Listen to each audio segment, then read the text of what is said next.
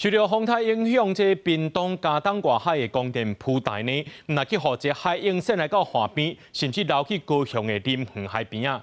县政府已经要求业者暂停施工，到今早起也是有2成的破架啊，也未清理好势。这嘉东居民是真生气，是因为这届风台，因才知影讲中央有能源计划设伫遮。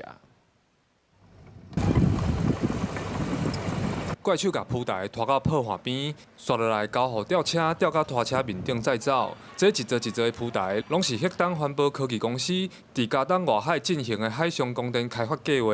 铺台互风台拍到岸边，屏东县政府原本限时业者48点钟内，爱将海坪面顶光电相关的物件摒清去。毋过，县政府环保局下晡3点外到现场检查，表示业者也未清除好势，按照废弃物相关的规定，每一件罚6000块，案件来处罚。 而且，迄档公司3个月内袂使使用附近的水域。开除过程中受台风影响，导致未收回的浮台散落沿海，造成民众的不便。本公司向社会大众致上最新的建议。太阳能板部分，本公司已于6月下旬清运完毕。业者解说，目前犹算是开发阶段，并无抗太阳能板。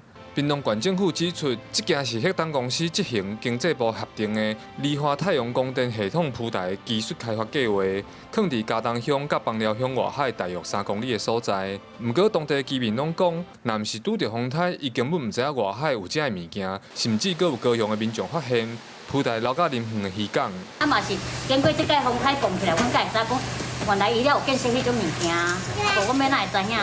如果人不要就是不要啊，因为如果处理不好，也是会造成海上的污染啊。海上污染，你看，我们都是靠海为生的啊，养鱼的什么的啊，吃到标还不是我们的肚子里面去。这是中央的政策啦，吼，阮公所嘛是爱尊重点名的指示，吼，其实一寡文也无经过公所啦，感觉这是较行不通啦，照你讲，这粒风台伫咱遮的时阵，也阁是侵台啊。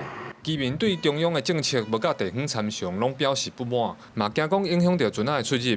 经济部嘛表示，这是新的光电实验计划，太阳能板伫风台内进前就刷走啊。计划主要是要测试铺台伫海上的难度。记者柯炳哲，屏东报道。